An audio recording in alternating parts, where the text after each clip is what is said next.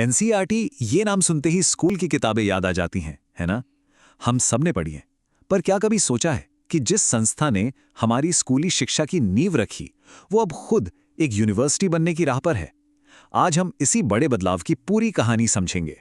सोचिए जरा, जिस एनसीईआरटी की किताबों से हमने पढ़ना लिखना सीखा, वही अब देश के बड़े बड़े स्कॉलर्स को पीएचडी की डिग्री देगी। ये कोई छोटा मोटा बदलाव नहीं है। तो चलिए समझते हैं कि ये सब कैसे हो रहा है और इसका हमारी शिक्षा व्यवस्था पर क्या असर पड़ेगा। आज की हमारी चर्चा इन 5 हिस्सों में बटी है। एनसीईआरटी के लिए ये नया चैप्टर क्या है? ये डीम्ड यूनिवर्सिटी आखिर होता क्या है? इससे एनसीईआरटी को कौन सी नई ताकतें मिलेंगी? ये बदलाव इतना जरूरी क्यों है? और अब आगे क्या होने वाला है? तो सबसे पहले ये समझते हैं कि आखिर ये खबर आई कहां से और हो क्या रहा है। तो देखिए, खबर यह है कि शिक्षा मंत्रालय ने अपनी तरफ से लगभग सारी तैयारी पूरी कर ली है ताकि एनसीईआरटी को डीम्ड यूनिवर्सिटी का दर्जा दिया जा सके। अब बस यूनिवर्सिटी ग्रांट्स कमीशन यानी यूजीसी की एक बैठक का इंतजार है और उम्मीद है कि जनवरी 2026 के आखिर तक इस पर आखिरी फैसला आ जाएगा। वैसे ये कोई अचानक लिया गया फैसला नहीं है।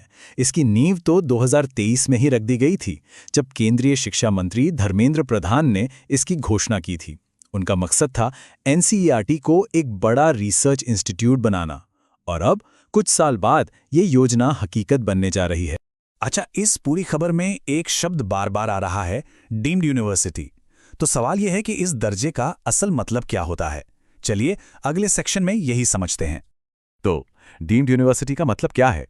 देखिए, आसान भाषा में कहें तो ये एक ऐसा हायर एजुकेशन इंस्टीट्यूट है जो अपने फील्ड में इतना जबरदस्त काम करता है कि सरकार उसे यूजीसी की सलाह पर एक यूनिवर्सिटी की तरह काम करने की सारी शक्तियां दे देती है। भारत में करीब 145 ऐसे संस्थान हैं जिन्हें ये दर्जा मिला हुआ है। Indian institute of science Bangalore 1958 में यह स्टेटस पाने वाला पहला इंस्टीट्यूट था। तो ये कोई नई बात नहीं है, लेकिन एनसीईआरटी जैसी संस्था के लिए ये यकीनन एक बहुत बड़ा कदम है। इस दर्जे के साथ जो सबसे बड़ी चीज मिलती है वो है एकेडमिक आज़ादी, यानी अब एनसीईआरटी अपने कोर्स खुद बना सकेगा, एडमिशन के नियम खुद तय कर सकेगा, और सबसे बड़ी बात, अपनी खुद की बैचलर, मास्टर और पीएचडी की डिग्री भी दे पाएगा। तो इस आज़ादी का एनसीईआरटी के लिए असल में क्या मतलब होगा? ये संस्था जो अब तक पॉलिसी और सिलेबस तक ही सीमित थी, अब पूरी तरह से एकेडमिक्स की दुनिया में उतर जाएगी। ये बदलाव बहुत गहरा है। आज देखिए, एनसीईआरटी का काम स्कूल का सिलेबस और किताबें बनाना है। वो डिग्री नहीं दे सकता, लेकिन एक डीम्ड यूनिवर्सिटी के तौर पर वो हायर एजुकेशन और रिसर्च के मैदान में उतरेगा और अपनी डिग्री भी दे पाएगा।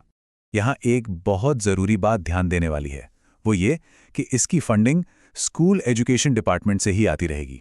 इससे ये पक्का होगा कि हायर एजुकेशन में जाने के बावजूद इस संस्था की जड़ें स्कूल एजुकेशन के सिस्टम में ही मजबूती से जमी रहें।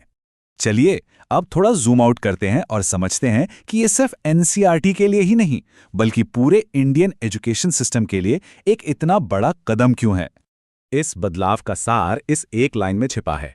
अब सिलेबस बनाने की ताकत, रिसर्च करने की क्षमता और डिग्री देने का अधिकार, ये तीनों एक ही संस्था यानी एनसीईआरटी के हाथों में आ जाएंगी। तो ये इतना जरूरी क्यों है? इसके 4 बड़े कारण हैं।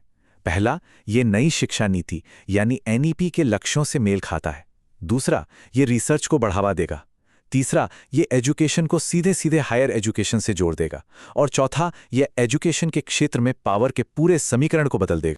तो अब आखिर में देखते हैं कि इस बदलाव को ऑफिशियल बनने के लिए किन आखिरी सीढ़ियों से गुजरना होगा। प्रोसेस वैसे तो काफी सीधा सा है। पहले यूजीसी अपनी मीटिंग में इस प्रपोजल को रिव्यू करेगी, फिर वो अपनी ऑफिशियल सिफारिश सरकार को भेजेगी, और बस आखिर में केंद्र सरकार इस पर अपनी अंतिम मोहर लगा देगी। जैसा कि हमने देखा कि प्रोसेस लगभग अपने अंजाम तक पहुंच चुका है। तो हम इस पूरी चर्चा को एक बड़े सवाल के साथ खत्म करते हैं। भविष्य में हमारी शिक्षा व्यवस्था पर क्या असर पड़ेगा जब एक ही संस्था ये तय करेगी कि बच्चे स्कूल में क्या पढ़ेंगे और यूनिवर्सिटी लेवल पर किस तरह का रिसर्च होगा। ये एक ऐसा सवाल है जिसका जवाब हमें आने वाला वक्त ही देगा।